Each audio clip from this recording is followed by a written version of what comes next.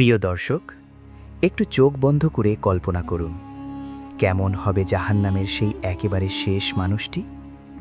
ভাবুন, এমন এক দৃশ্য, কোটি কোটি বছর ধরে আগুন জ্বলছে, আগুনের শিখা থামেনি, দহন থামেনি, কিন্তু আজ সেই আগুনে আর কেউ নেই, শুধু একজন ছাড়া।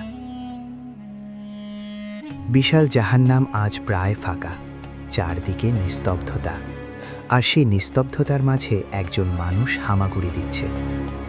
তার শরীরে কোনো চামড়া নেই, মাংস খসে পড়ে হাড়গুলো কালো কয়লায় পরিণত হয়েছে। সে আর চিৎকারও করতে পারছে না, তার কণ্ঠনালী পুড়ে ছাই হয়ে গেছে। সে জানে না কত হাজার, কত লক্ষ, কত কোটি বছর সে এখানে আছে। তার চোখের সামনে ফেরেশতারা দলে দলে মানুষকে উদ্ধার করে নিয়ে গেছে, কিন্তু তাকে নেয়নি। সে পড়ে আছে জাহান্নামের সেই অন্ধকার করতে, একা, একদম একা। ঠিক সেই মুহূর্তে আর সে আজিমের মালিক মহান আল্লাহ এমন এক সিদ্ধান্ত নেবেন, যা শুনে আসমানের ফেরেশতারাও স্তব্ধ হয়ে যাবে। আজ জাহান্নামের দরজা দিয়ে শেষ মানুষটি বের হবে। কে এই ব্যক্তি? কিভাবে একটি পুড়ে যাওয়া কয়লার টুকরো আবার মানুষে পরিণত হবে? আর আল্লাহ তাকে এমন কি দান করবেন, যা দেখে সে চিৎকার করে বলবে, হে আল্লাহ, আপনি কি আমার সাথে উপহাস করছেন, অথচ আপনি তো রব্বুল আলামিন। আমাদের দুনিয়ার জীবনটা কত ছোট, তাই না? 60, 70, 80 বছর।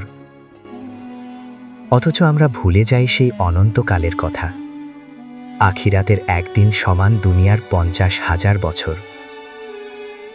হাদিসে এসেছে, যাদের অন্তরে সরিষার দানা পরিমাণ ঈমানও থাকবে, আল্লাহ তাআলা সেই ব্যক্তি হামাগুড়ি দিয়ে আগুনের সাগরে এপাশ থেকে ওপাশে যায়, তার চামড়া খসে পড়ে, আবার নতুন চামড়া গজায়।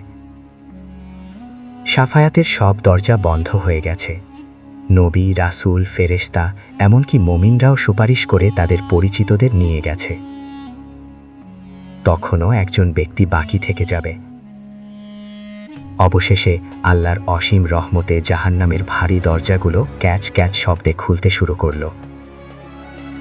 লক্ষ কোটি বছর পর প্রথমবারের মতো জাহান্নামের ভেতরে মৃদু আলো প্রবেশ করল। গায়েবী আওয়াজ এলো, বের হয়ে যা। সে বিশ্বাস করতে পারছিল না। সে ভাবল, এটা হয়তো নতুন কোনো শাস্তির কৌশল, কিন্তু প্রাণপণে কনুই দিয়ে মাটি আঁকড়ে ধরে সে দরজার দিকে এগোতে লাগল। শেষবারের মতো আগুনের শিখা তাকে ছবল মারল। সে কোনো মতে নিজেকে হিচড়ে বাইরে বের করে আনল। পাথরে মাটিতে মুখ থুবড়ে পড়ল। সে জাহান্নামের দিকে তাকিয়ে বুক ভরা ঘৃণা নিয়ে চিৎকার করে বলল, আল্লাহর কসম, আল্লাহ আমাকে তোর হাত থেকে বাঁচিয়ে এমন অনুগ্রহ করেছেন, যা তিনি সৃষ্টির শুরু থেকে শেষ পর্যন্ত আর কাউকে করেননি। তার শরীর থেকে পোড়া গন্ধ বের হচ্ছিল। জান্নাতের ঠিক বাইরেই নাহরুল হায়াত, জীবনের নদী। ফেরেশতারা তাকে সেখানে নিয়ে গেল এবং ডুব দিতে বলল। পানির স্পর্শ লাগতেই জাদুর মতো কাজ হলো। তার পোড়া কয়লার মতো চামড়া খসে পড়ে নতুন দেহ গঠিত হল।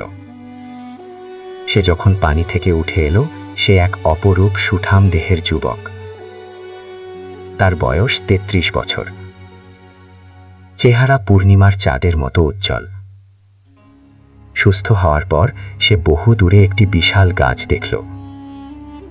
সে আল্লাহকে বলল, হে রব, আমাকে ওই গাছটার ছায়ায় আশ্রয় দিন, আমি শুধু পানি পান করব, আর কিছু চাইব না।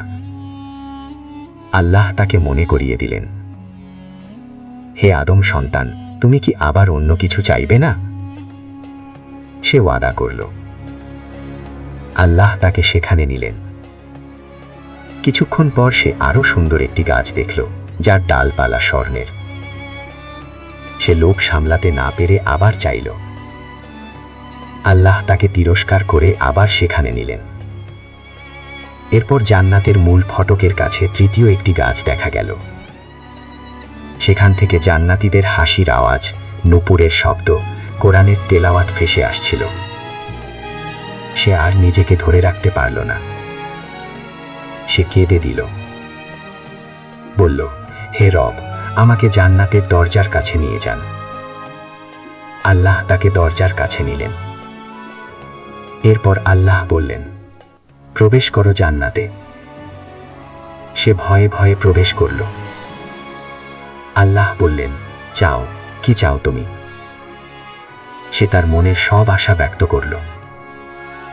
যখন তার চাওয়া শেষ হয়ে গেল, আল্লাহ তাকে আরো অনেক কিছু মনে করিয়ে দিলেন। সবশেষে আল্লাহ বললেন, এই সব কিছুই তোমার, এবং এর সাথে দুনিয়ার সমপরিমাণ ও তার 10 গুণ রাজত্ব তোমাকে দেওয়া হলো। লোকটি অবাক হয়ে বলল, হে আল্লাহ, আপনি কি আমার সাথে ঠাট্টা করছেন? আপনি তো রব্বুল আলামিন। আল্লাহ ঠাট্টা করছিলেন না। এটাই আল্লাহর অসীম দয়া। এটাই জাহান্নামের শেষ ব্যক্তির মহা উপহার। প্রিয় দর্শক, আমরা কেউ সেই শেষ ব্যক্তি হতে চাই না যে কোটি বছর আগুনে জ্বলবে। আমরা চাই আল্লাহর রহমতে প্রথমেই জান্নাতের মেহমান হতে। হে আল্লাহ, আমাদের হাড়গুলোকে জাহান্নামের আগুনের জন্য হারাম করে দিন। আমিন। প্রিয় ইমানের আশ্রয়ের দর্শক, ভিডিওটি যদি আপনাদের হৃদয় ছুঁয়ে থাকে তাহলে লাইক দিন, শেয়ার করুন আর কমেন্টে আপনার মূল্যবান অনুভূতি জানাতে ভুলবেন না। আর যারা নতুন দর্শক তারা সাবস্ক্রাইব করে ইমানের আশ্রয়ের সঙ্গী হয়ে থাকুন। ইনশাল্লাহ আবার দেখা হবে অন্য কোনো পর্বে। আল্লাহ হাফেজ।